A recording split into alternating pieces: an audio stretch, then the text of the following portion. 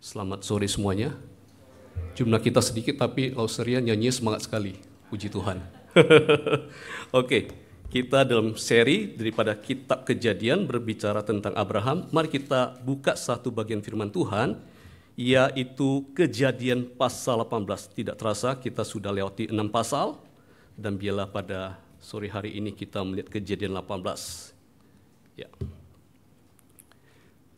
Kejadian 18, perikopnya cukup panjang. Ya, sebenarnya ada dua bagian kalau dilihat ini, yaitu janji Tuhan kepada Abraham dan Sarah, dan satu lagi berbicara tentang bagaimana Abraham deal dengan Tuhan berkaitan dengan Sodom dan Gomora. Baik, saya akan mengajak kita untuk membaca bagian firman Tuhan yang diambil dari Kejadian 18 ayat 1 hingga ke-5, kemudian kita lompat 16 sampai 33. Ya, kita mulai Kejadian 18 ayat 1 sampai 5. Kemudian Tuhan menampakkan diri kepada Abraham dekat pohon terbantin di Mamre, sedang ia duduk di pintu kemahnya waktu hari panas terik. Ketika ia mengangkat mukanya, ia melihat 3 orang berdiri di depannya. Sesudah dilihatnya mereka, ia berlari dari pintu kemahnya, menyongsong mereka, lalu sujudlah ia sampai ke tanah, serta berkata, "Tuanku, jika aku telah mendapat kasih Tuanku, janganlah kiranya lampaui hambamu ini. Biarlah diambil air sedikit, basuhlah kakimu, dan duduklah beristirahat di bawah pohon ini. Biarlah kau ambil sepotong roti, supaya tuan-tuan segar kembali. Kemudian bolehlah tuan-tuan meneruskan perjalanannya, sebab tuan-tuan telah datang ke tempat hambamu ini." Jawab mereka, "Perbuatlah seperti yang kau katakan itu." Kemudian kita lompat ke ayat 16. Lalu berangkatlah orang-orang itu, yaitu 3 orang itu, dari situ dan memandang ke arah Sodom. Dan Abraham berjalan bersama-sama dengan mereka untuk mengantarkan mereka. Berpikirlah Tuhan, apakah aku akan menyembunyikan kepada Abraham apa yang hendak kulakukan ini? Bukankah sesungguhnya Abraham akan menjadi bangsa yang besar serta berkuasa, dan oleh dia segala bangsa di atas bumi akan mendapat berkat. Sebab aku telah memilih dia supaya diperintahkannya kepada anak-anaknya dan kepada keturunannya, supaya tetap hidup menurut jalan yang ditunjukkan Tuhan dengan melakukan kebenaran dan keadilan, dan supaya Tuhan memenuhi kepada Abraham apa yang dijanjikannya kepadanya. Sesudah itu berfirmanlah Tuhan, "Sesungguhnya banyak keluh kesah orang tentang Sodom dan Gomora, dan sesungguhnya sangat berat dosanya. Baiklah, aku turun untuk melihat apakah benar-benar mereka telah berkelakuan seperti keluh kesah orang yang telah sampai kepadaku atau tidak. Aku hendak mengetahuinya." Lalu berpalinglah orang-orang itu dari situ dan berjalan ke Sodom. Tetapi Abraham masih tetap berdiri di hadapan Tuhan. Abraham datang mendekat dan berkata, "Apakah engkau akan melenyapkan orang benar bersama-sama dengan orang fasik? Bagaimana sekiranya ada 50 orang benar dalam kota itu? Apakah engkau akan melenyapkan tempat itu, dan tidakkah engkau mengampuninya karena ke-50 orang benar yang ada di dalamnya itu? Jauhlah kiranya daripadamu untuk berbuat demikian, membunuh orang benar bersama-sama dengan orang fasik, sehingga orang benar itu seolah-olah sama dengan orang fasik. Jauhlah kiranya yang demikian daripadamu. Masakan hakim segenap bumi tidak menghukum dengan adil? Tuhan berfirman, jika ku dapati 50 orang benar dalam kota Sodom, aku akan mengampuni seluruh tempat itu karena mereka." Abraham menyahut, "Sesungguhnya aku telah memberanikan diri berkata pada Tuhan, walaupun aku ini debu dan abu. Sekiranya kurang 5 orang dari ke-50 orang benar itu, apakah engkau akan memusnahkan seluruh kota itu karena yang 5 itu?" Firman-Nya, "Aku tidak memusnahkannya jika ku dapati 45 di sana." Lagi Abraham melanjutkan perkataannya kepadanya, "Sekiranya 40 didapati di sana." Firman-Nya, "Aku tidak akan berbuat demikian karena yang 40 itu." Katanya, "Janganlah kiranya Tuhan murka kalau aku berkata sekali lagi, sekiranya 30 didapati di sana." Firman Tuhan, "Aku tidak akan berbuat demikian jika ku dapati 30 di sana." Kisah Abraham. Kisah Abraham itu adalah Kisah tentang Allah memanggil Abraham untuk keluar dari negerinya, dari sanak saudaranya, dari rumah bapaknya, ke negeri yang dijanjikan oleh Allah kepada Abraham. Kisah itu adalah kisah kasih. Kisah kasih Allah kepada umatnya. Kisah kasih. Kisah kasih Allah agar Tuhan Allah menjadi Allah bagi umatnya. Kisah kasih Allah agar umat panggilannya menjadi umat kesayangannya. Jadi ini berbicara tentang relasi atau hubungan antara Tuhan Sang Pencipta semesta alam, relasi antara Tuhan Sang Pencipta alam dengan umatnya. Dan untuk membangun relasi tersebut, perlu ada satu tempat sebagai satu komunitas. Jadi, Tuhan yang berjanji kepada Abraham akan menyediakan tempat tersebut bagi keturunannya nanti, yaitu di tanah perjanjian yang disebut dengan Kanaan. Balik sebelum itu. Sebelum cerita tentang Abraham dimulai, sebelum Allah menampakkan diri kepada Abraham, umat manusia ingin mendirikan satu tempat bagi mereka sendiri. Ingin mendirikan bagi mereka yaitu satu kota dengan sebuah menara yang puncaknya sampai ke langit. Wow, itu adalah kecongkakan manusia yang luar biasa. Mereka ingin mencari nama supaya apa? Tidak terserak ke seluruh bumi. Tetapi dikatakan Allah turun untuk melihat kota itu. Berarti apa? Terlalu kecil, gak usah sampai ke langit, terlalu kecil, jadi Allah turun. Ya, kata salah seorang profesor mengatakan itu, saking kecilnya menara itu, Tuhan turun. Satu ejekan sebenarnya, manusia itu gak ada apa-apanya. Tetapi Allah turun melihat kota itu dan menara yang didirikan oleh anak manusia. Kemudian apa? Allah mengacaukan di sana bahasa mereka, sehingga mereka tidak mengerti lagi bahasa masing-masing.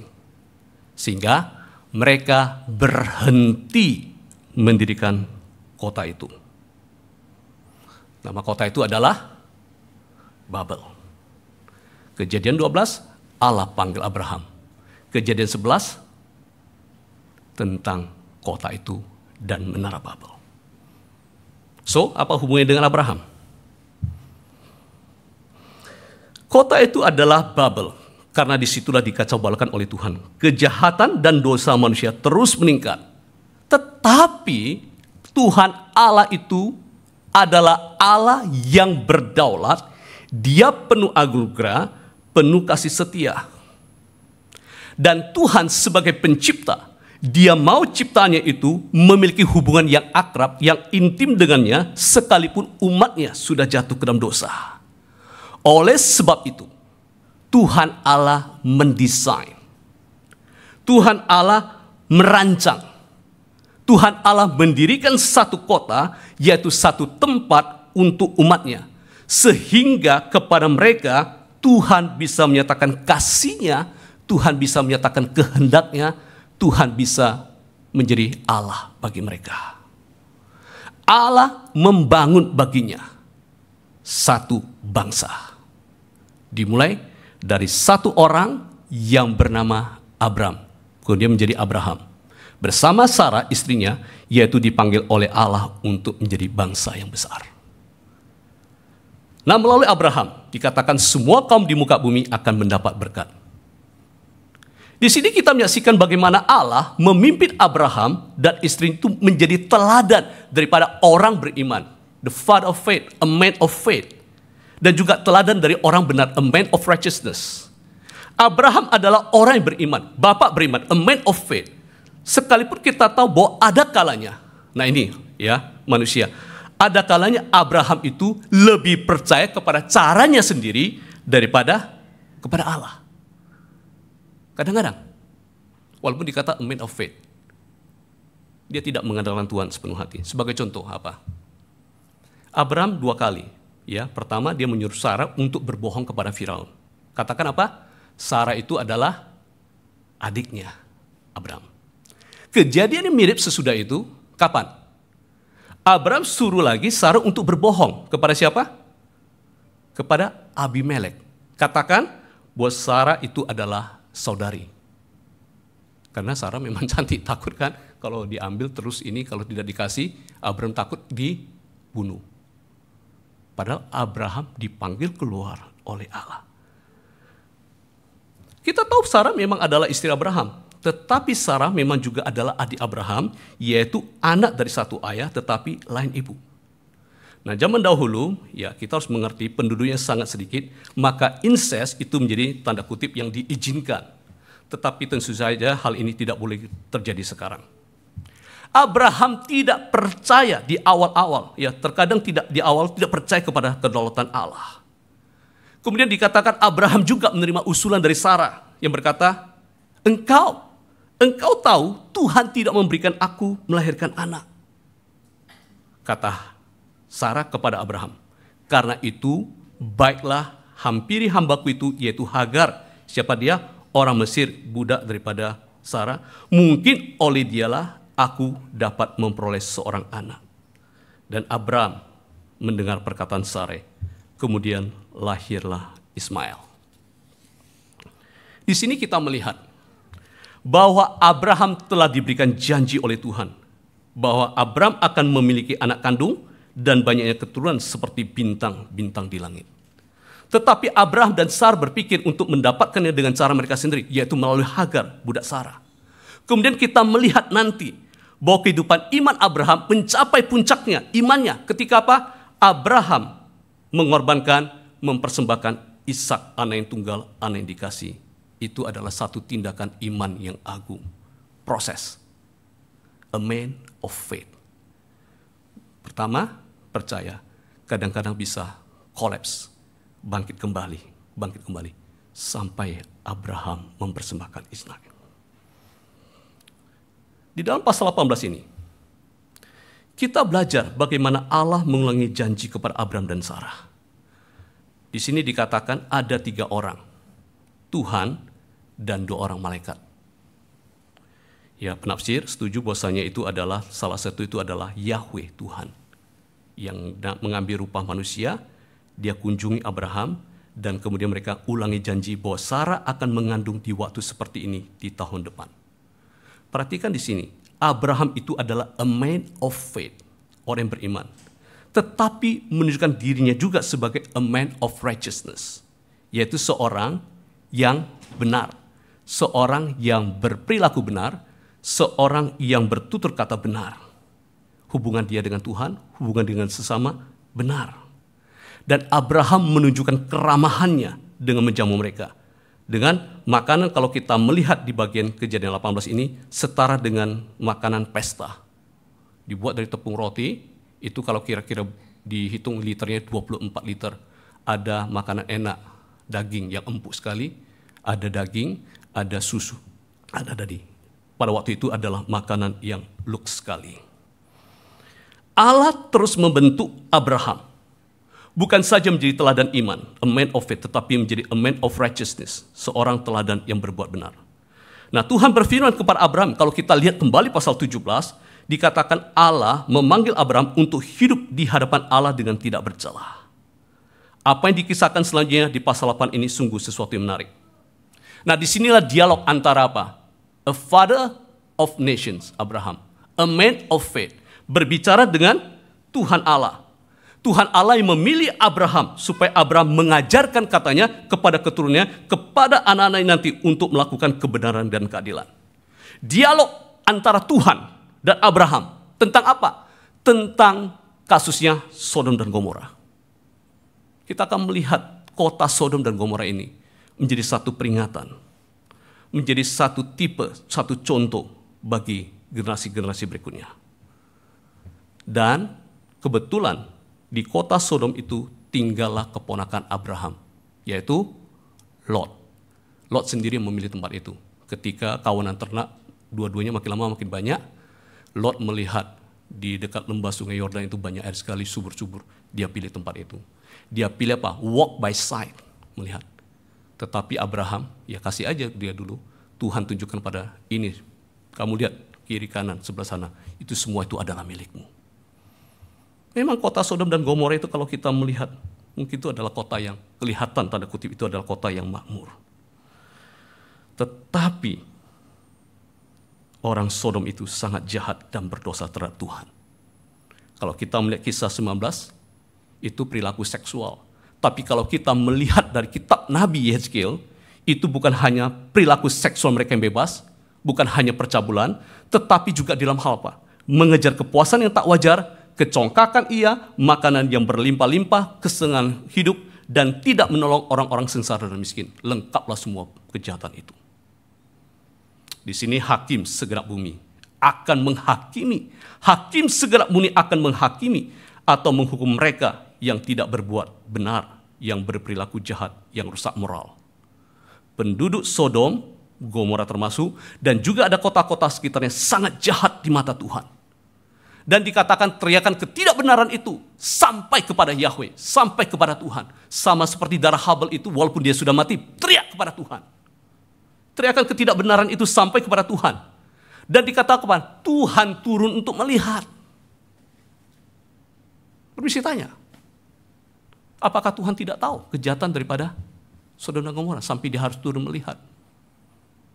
Apa artinya? Tuhan turun untuk melihat bukan berarti bahwa Tuhan tidak mau tahu. Tuhan tahu. Tuhan turun untuk melihat, untuk menyatakan bahwa sekalipun dia adalah Tuhan, dia sungguh-sungguh tahu. Tetapi dia adalah hakim universal, hakim segenap bumi, ingin tunjukkan bahwa dia ingin investigasi, dia ingin memeriksa kondisi kota Sodom dan Gomora dengan teliti. Sehingga sebagai hakim yang baik, sebagai hakim yang adil, sebagai hakim segenap bumi, tidak dianggap menjalankan keputusan hukuman itu tanpa memeriksa perkara dengan teliti. Ketika benar keluh kesah kejahatan itu, maka apa? Tuhan akan menunggangbalikan kota-kota tersebut. Di dalam kisah ini, Tuhan memberikan satu peringatan bahwa kota-kota Sodom dan Gomora bukanlah tipe kota yang dikehendaki, dirancang, ataupun dibangun oleh Allah. Tanah atau kota yang disediakan Allah itu adalah kota yang dipenuhi dengan kebenaran keadilan. Mengapa? Kota yang disediakan Allah, yang dijanjikan oleh Allah, adalah kota yang dipenuhi dengan kebenaran keadilan. Mengapa?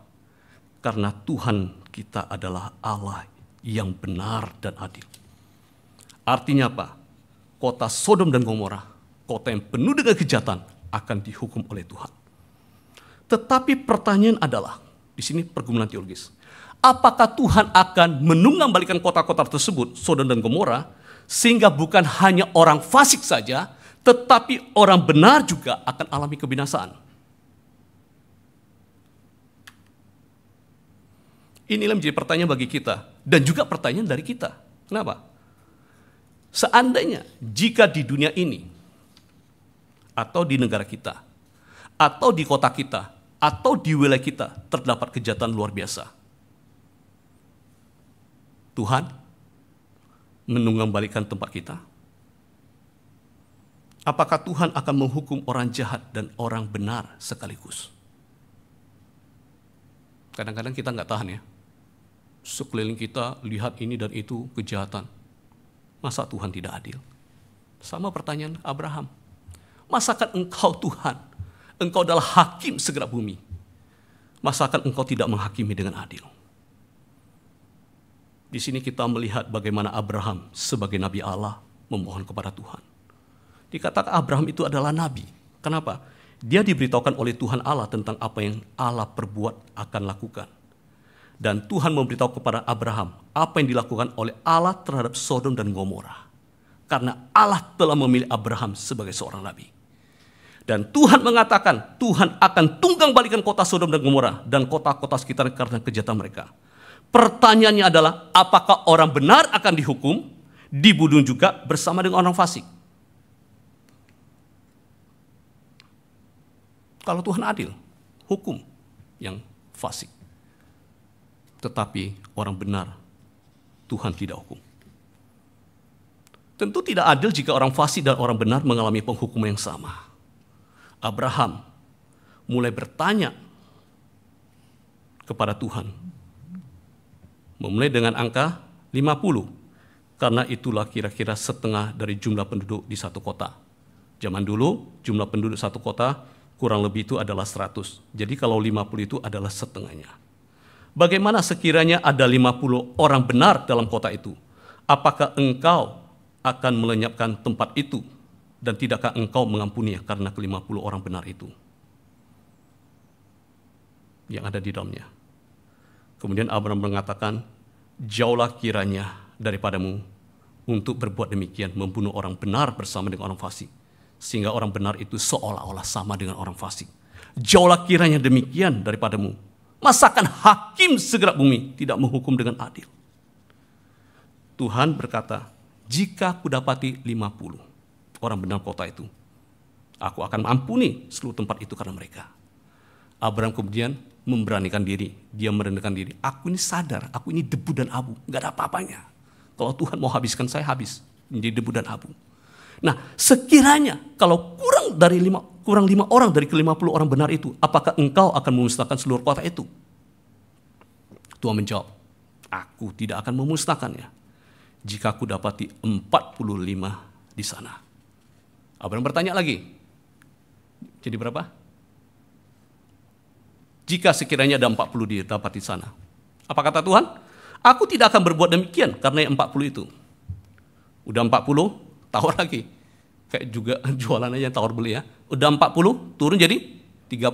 30 turun 20. 20 sampai angka 10. Kemudian Tuhan katakan, aku tidak akan memusnahkannya karena yang 10 itu. Lalu Tuhan pergi, Abraham pun kembali ke tempat tinggalnya.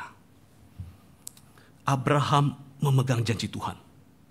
Dan ini yang paling penting. Dia memegang nama Allah sebagai hakim segenap bumi. Masakan hakim segenap bumi tidak menghukum dengan adil? Tuhan Allah tahu. Tuhan Allah yang memanggil Abraham. Ya, dia adalah hakim segenap bumi yang pasti menghukum dengan adil. Dan sebenarnya kalau kita melihat itu pattern yang dipakai oleh Nabi Musa juga. Ya, di dalam kebaktian doa Rabu lalu itu, sebenarnya Musa itu deal sama Tuhan. Ya kan? Setelah umat Israel itu jatuh dalam dosa, membuat anak lembu dari emas itu, ya Tuhan mau habisi mereka. Si Musa ngomong sama Tuhan.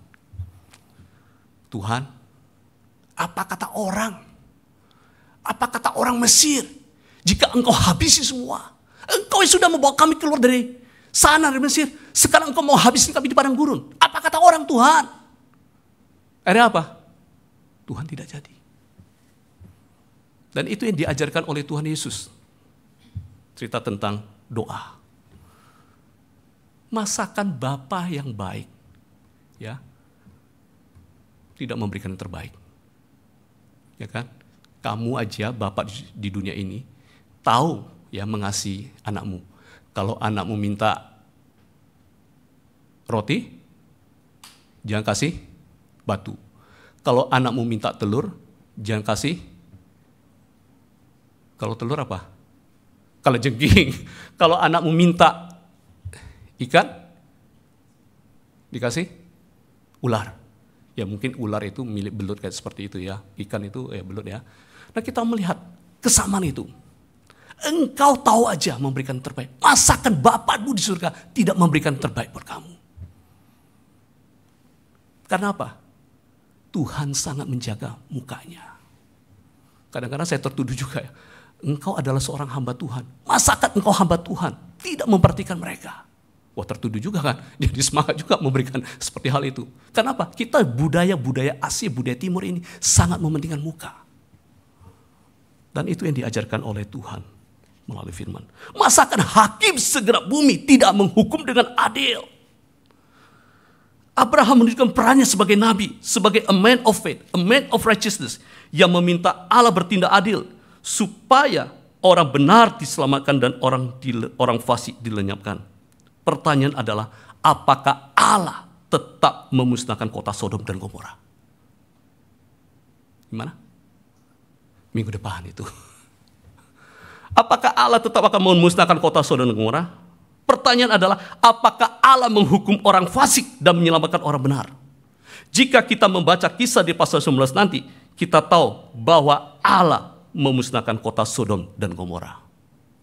Jadi secara tersirat, Allah tidak mendapatkan ada 10 orang benar di kota itu. Sehingga apa? Allah memusnahkan kota Sodom dan Gomora. Berapa orang? Kurang dari 10. Apakah Allah menghukum orang fasik dan menyelamatkan orang benar? Ataukah Allah menghukum orang fasik dan orang benar bersamaan? Jawabannya adalah Allah menghukum orang fasik dan selamatkan orang benar. Itu teologianya yang diajarkan oleh Tuhan. Karena Allah telah menyelamatkan Lot. Allah menyelamatkan Lot dan kedua anak perempuannya. Kecuali istri Lot yang tidak taat kepada firman Tuhan yang melarang melihat ke belakang sehingga menjadi tiang garam.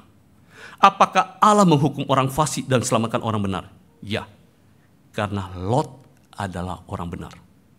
Dari mana kita tahu Lot itu orang benar? Petrus mengatakan demikian. 2 Petrus pasal 2. Dan jikalau Allah membinasakan kota Sodom dan Gomora dengan api, dan dengan demikian memusnahkannya dan menjadikan suatu peringatan untuk mereka yang hidup fasik di masa-masa kemudian, tetapi Ia menyelamatkan Lot, orang yang benar, yang terus-menerus menderita oleh cara hidup orang-orang yang tak mengenal hukum dan hanya mengikuti hawa nafsu mereka.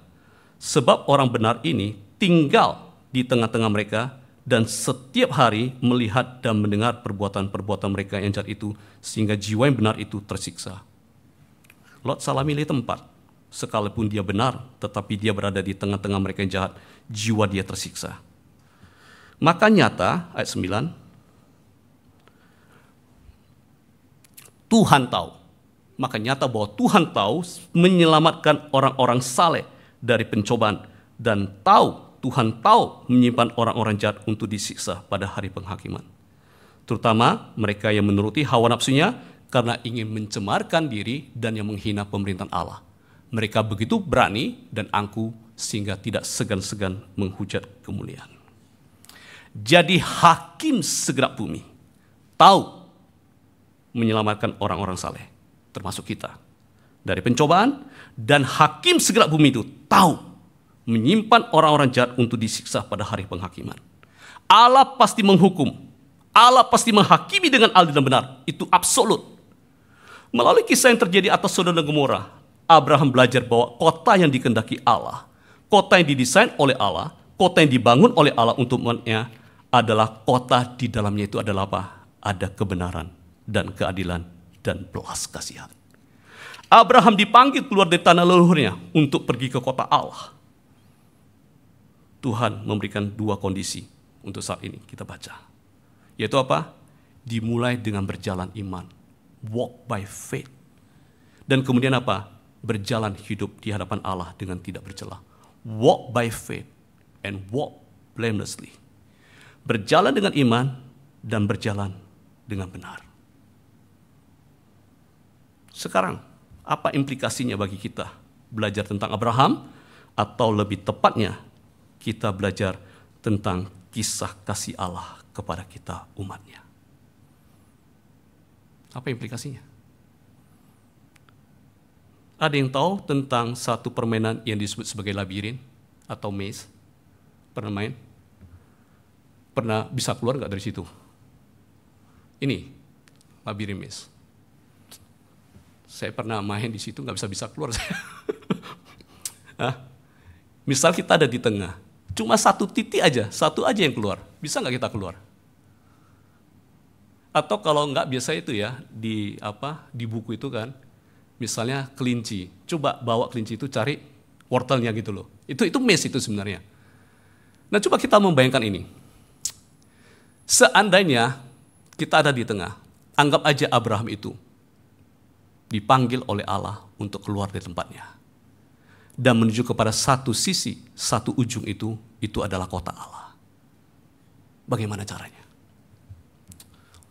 Itu 2 gambar yang berbeda saya jadiin satu. Gimana caranya? Setelah saya bisa keluar dari situ, saya naik ke atas, ada satu menara tinggi, bisa melihat dari atas. Oh ini udah keluar ini. Kalau kita di dalam nggak bisa, karena cukup tinggi sekali, rumput-rumputnya sampai tinggi sekali. Nah, salah satu untuk bahwa kita melihat tentang iman Abraham ini, cara pandang yang harus kita lihat itu adalah apa? Kita lihat dari penulis Ibrani pasal yang ke-11. Dari tadi saya ngomong tentang kota.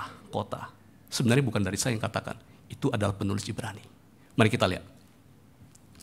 Karena iman Abraham taat ketika ia dipanggil untuk berangkat ke negeri yang akan diterimanya, menjadi milik pusakanya. Lalu ia berangkat dengan tidak mengetahui tempat yang ia tujui. Karena iman Abraham diam di tanah yang dijanjikan itu seolah-olah di suatu tanah asing. Dan di situ ia tinggal di kemah dengan Ishak dan Yakub yang turut menjadi ahli waris janji yang satu itu. Abraham terus dia tinggal di kemah. Kemah itu menunjukkan apa? Tempat tinggal sementara. Karena mereka akan berpindah dari satu tempat ke tempat itu. Itu yang ada dalam pikiran Abraham. Ya, kemudian sebab ia menanti-nantikan kota yang mempunyai dasar yang direncanakan dan dibangun oleh Allah. Karena iman, Abraham juga dan Sarah beroleh kekuatan untuk menurunkan anak cucu walaupun usianya sudah lewat, karena ia menganggap dia yang memberikan janji itu setia. Itulah sebabnya, maka dari satu orang, malahan orang yang telah mati pucuk, terpancar keturunan besar seperti bintang di langit dan seperti pasir di tepi laut yang tidak terhitung banyaknya. Dalam iman, saya garis bawah, dalam iman, mereka, bukan hanya Abraham dan Sarah, tetapi sebelumnya, mereka semua ini telah mati sebagai orang-orang yang tidak memperoleh apa yang dijanjikan itu. Tetapi yang hanya dari jauh melihatnya dan melambai-lambai kepadanya, dan yang mengakui bahwa mereka adalah orang asing dan pendatang di bumi ini. Sebab mereka yang berkata demikian menyatakan bahwa mereka dengan rindu mencari suatu tanah air. Dan kalau sekiranya dalam hal ini mereka ingat akan tanah asal yang telah mereka tinggalkan, maka mereka cukup mempunyai kesempatan untuk pulang ke situ. Tetapi ayat 16, sekarang mereka merindukan tanah air yang lebih baik, yaitu satu tanah air surgawi. Sebab itu Allah tidak malu disebut Allah mereka, karena ia telah mempersiapkan sebuah kota bagi mereka. Pertanyaan bagi kita adalah, apakah Abraham dan keturunannya, yaitu umat Israel, mendapatkan apa yang dijanjikan? Dapat enggak? Ya, Tuhan benar memberikan mereka tanah perjanjian di Kanaan. Tetapi apakah mereka sungguh-sungguh berada di kota yang dirancang dan dibangun oleh Allah? Kalau kita melihat bagian firman Tuhan ini, mereka tidak mendapatkan. Mengapa? Kegagalan mereka. Kegagalan mereka karena mereka tidak sepenuhnya beriman kepada Allah. Dan tidak sepenuhnya menaati perintah Allah. Tidak sepenuhnya berjalan di dalam kebenaran. Sehingga mereka, yaitu umat Allah, yaitu yang kita sebut sebagai kerajaan Israel, mereka dibuang ke Asyur. Dan sebagian dari mereka itu, yaitu umat kerajaan Yehuda, dibuang ke Babilonia. Jadi apakah masih ada pengharapan adanya kota Allah bagi kita? Kabar baiknya kegagalan mereka untuk menaati Allah tidak menghalangi kita untuk mendiami kota Allah. Bagaimana caranya? Allah mengutus, Allah Bapa mengirimkan Tuhan Yesus untuk menjadi pembuka dan memulai komunitas baru di dalam diri Tuhan Yesus. Ketika kita percaya kepada Tuhan Yesus, kita bisa menuju ke kota itu. Kita bukan orang benar. Tapi ketika kita percaya pada Tuhan Yesus, kebenaran itu diberikan kepada kita. Komunitas yang percaya kepada Tuhan Yesus, yang taat kepada Allah melalui kuasa Roh Kudus, mereka lah yang akan tinggal di kota Allah. Apakah Allah akan menghukum orang fasik? Ya. Apakah Allah akan selamatkan orang benar dan membawa mereka menuju ke kota Allah? Ya. Pertanyaan adalah, di mana kota Allah bagi kita semua? Kalau kita melihat Ibrani 13:14, di sini kita tidak mempunyai tempat tinggal yang tetap. Kita mencari kota yang akan datang. Di mana kota Allah bagi kita semua? Ada seorang penulis lagu, pemain harmonika yang luar biasa sekali. Namanya adalah Buddy Green. Dia adalah tim litmusnya daripada William Gloria Gaither yang menciptakan, yang mengarang lagu Karena Dia Hidup, lagu yang kita nyanyikan waktu Paskah. Dia menulis satu lagu, dan ketika saya terus mendengar lagu ini, hati saya tersentuh. Judul lagunya adalah I Don't Belong. Di dalam lagu ini ada dua bagian. I don't belong kepada dunia yang sekarang ini, tetapi I belong kepada yang akan datang. It's not home where man outsells their soul. Ini bukan rumah di mana manusia menjual jiwanya. And the taste of power is sweet, where wrong is right and neighbors fight. Seakan-akan itu yang terjadi di kota Sodom. While the hungry are dying in the streets, where kids are abused and women are used, and the weak are crushed by the strong. Nations gone mad, Jesus is said, and I don't belong. Kemudian kita melihat lagi, I don't belong, and I'm going someday home to my own native land. I don't belong, and it seems like I hear the sound of a welcome home band. I don't belong. I'm foreigner here. Saya orang datang asing di sini. Hanya menyanyi lagu pendatang. Saya selalu tahu tempat ini bukan rumah, dan saya bukan bagiannya. Bukan milik, tetapi selagi aku di sini, saya akan hidup seolah-olah saya tidak akan rugi apa-apa. Dan selagi aku bernapas, saya akan percaya saja Tuhan akan membantuku. Saya tidak akan tertipu berdasarkan khayalan belaka. Tidak, aku akan menutup telinga terhadap lagu Sirenia dengan memuji namanya, dan saya tidak malu karena aku bagiannya. Tetapi di bagian ini, penulis lagu ini mengatakan, saya itu milik daripada kerajaan yang damai, di mana hanya kasih yang menjadi hukum, kemana anak-anak memimpin dan para tawanan dibebaskan, dan Tuhan itu menjadi bayi di atas cermin, di mana orang mati hidup kembali dan orang kaya memberi. Kerajaan mereka memberi kembali sebuah lagu, di mana orang berdosa seperti saya menjadi imamat rajani, dan kita semua akan menjadi bagiannya. Tuhan menantikan kita di kota surgawi. Setiap kali saya setiap kali saya melayani pastoral pada orang tua, kadang-kadang mereka capek, saya udah mau jalan. Capek. Tapi pastikan mereka punya iman kepada Tuhan Yesus. Mereka pasti akan menuju kota itu, kota yang dibangun oleh Allah. Mari kita bersama.